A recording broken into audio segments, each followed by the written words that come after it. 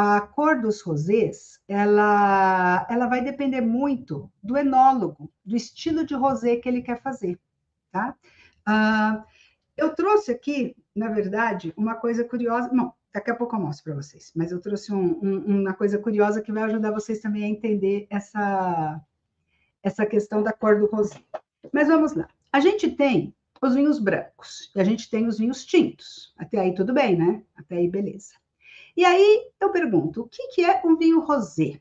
Né? Muita gente pensa que o vinho rosé é uma mistura do vinho branco com vinho tinto. Mas isso, assim, no passado existia isso de misturar, em muitos lugares é proibido isso, não existe esse método de misturar os dois. Em pouquíssimos lugares, raríssimos lugares, é possível fazer uma mistura dos dois. Por exemplo, em champanhe é possível fazer isso, porque a legislação permite. Mas na maioria dos casos não existe essa questão de misturar.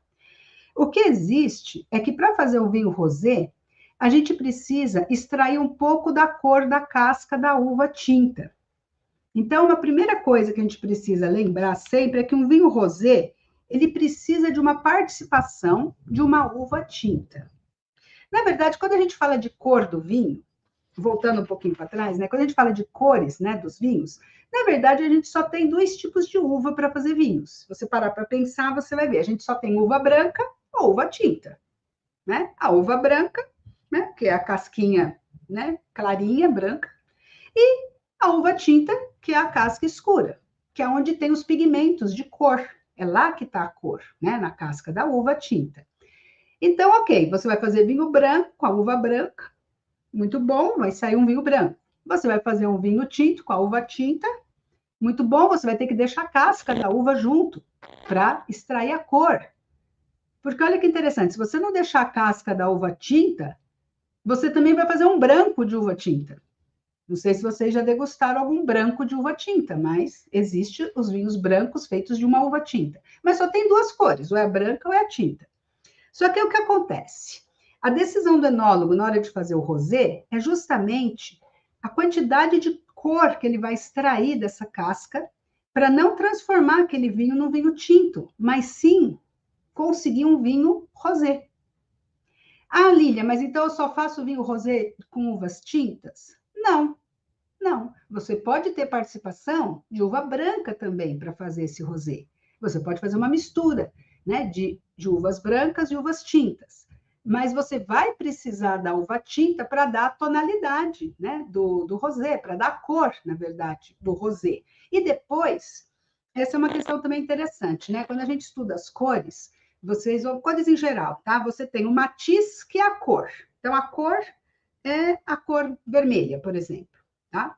A cor vermelha. E depois, dependendo da quantidade de luz que você tem nessa cor, você vai ter a cor mais clara ou mais escura. E no vinho vai acontecer isso também. A tonalidade desse vinho, ele vai ser mais claro ou mais escuro. Então, vamos pegar, por exemplo, às vezes no tinto, às vezes a gente percebe isso a gente presta mais atenção, às vezes, no tinto. Que o tinto tem tintos muito escuros, né? E tem tintos mais claros. Então, é a tonalidade que muda.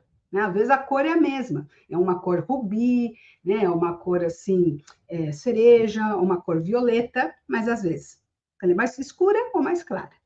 Agora, o que acontece com os rosés? Nos rosés, dependendo da maneira de elaboração desse rosé, você vai extrair mais ou menos cor da casca da uva tinta que participar ali do processo. E daí vão surgir várias tonalidades de rosés, muitas tonalidades de rosés, né? E essa decisão é uma decisão, na verdade, ali na produção, né? Uma decisão que vai ser tomada ali na produção, na quantidade de horas ou de dias que você vai macerar essa casca do tinto com aquele líquido para tirar essa cor. Então, vamos lá. Dentro do que é o rosé, a gente vai ter desde o rosé mesmo, então por isso que até eu brinco assim, será que o rosé só é rosé? Será que só existe rosé da cor rosé? Outro dia a gente estava degustando rosés e, na verdade, hoje em dia a gente está com uma tendência no mercado de ter mais ou menos os vinhos rosés na mesma tonalidade, clarinha. Eu acho que virou meio que uma moda. tá? É uma moda que surgiu agora de ter aquele vinho rosé bem clarinho. Mas uma aluna, Neuza, ela comprou um rosé outro dia, numa tonalidade muito escura, que estava muito próxima do vinho tinto, inclusive. E ela até estava duvidando que era um vinho rosé. Ela falou, mas esse vinho não é rosé, esse vinho está com uma cor cereja intensa, está parecendo um tinto, né? Está com aromas mais assim parecidos com um tinto, está com uma intensidade maior. E ela estava meio duvidando que era rosé. Mas aí a gente estava brincando e falou: olha, mas olha na garrafa, está escrito que é rosé, porque ele é rosé.